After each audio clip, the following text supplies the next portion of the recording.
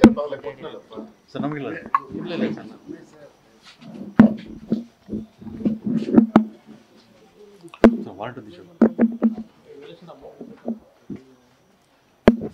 ನಾನು ಕೂಡ ಶಿವಮೊಗ್ಗದಲ್ಲಿದ್ದೀನಿ.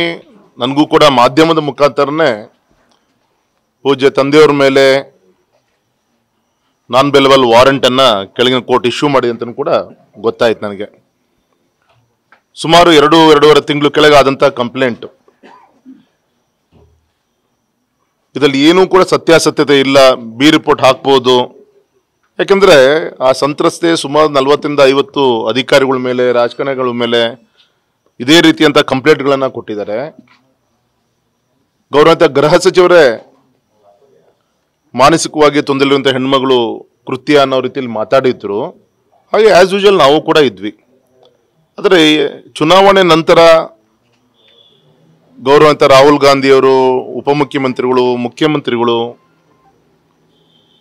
ಮೊನ್ನೆ ಬಿಜೆಪಿ ಸರ್ಕಾರದ ಬಗ್ಗೆ 40% ಕಮಿಷನ್ ಬಗ್ಗೆ ಬಹಿರಂಗ ಸಭೆಯಲ್ಲಿ ಮಾತಾಡಿದಂಥ ವಿಚಾರದಲ್ಲಿ ನಮ್ಮ ಕಾರ್ಯಕರ್ತ ಅವರಿಗೆ ಕೋಟಿ ತರಿಸುವಂಥ ಒಂದು ಪ್ರಯತ್ನ ಏನಾಯಿತು.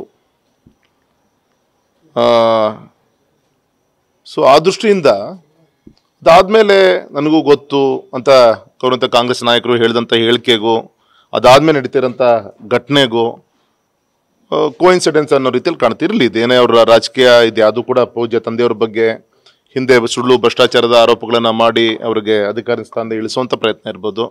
ಇವತ್ತು ಕೂಡ ಈ ರೀತಿಯಂಥ ವೈಯಕ್ತಿಕವಾದಂಥ ಒಂದು ರೀತಿಯಂಥ ಘಟನೆ ಆಗಿದೆ ಅನ್ನೋ ರೀತಿಯಲ್ಲಿ ಪ್ರತಿಬಿಂಬಿಸುವ ಮುಖಾಂತರ ಇವತ್ತು ನಮ್ಮ ಸಂಘಟನೆ ಬಗ್ಗೆ, ನಮ್ಮ ಬೆಳವಣಿಗೆಗಳ ಬಗ್ಗೆ ಏನಾದರೂ ಒಂದು ತುದಿ ಮೂಡಿಸ್ಬೋದು ಅಂತ ಏನೋ ಚಿಂತನೆ ಇದರಿಂದ ಇದ್ದರೆ ನಂಗೆ ವಿಶ್ವಾಸ ಇದೆ ನ್ಯಾಯಾಂಗ ಇದಕ್ಕೆಲ್ಲದು ಕೂಡ ನಮಗೆ ನ್ಯಾಯ ಸಿಗುತ್ತೆ ಅಂತಿಲ್ಲ. ಅದಕ್ಕೆ ನಾವೆಲ್ಲ ಪ್ರಯತ್ನ ಮಾಡ್ತೀವಿ ಸರ್.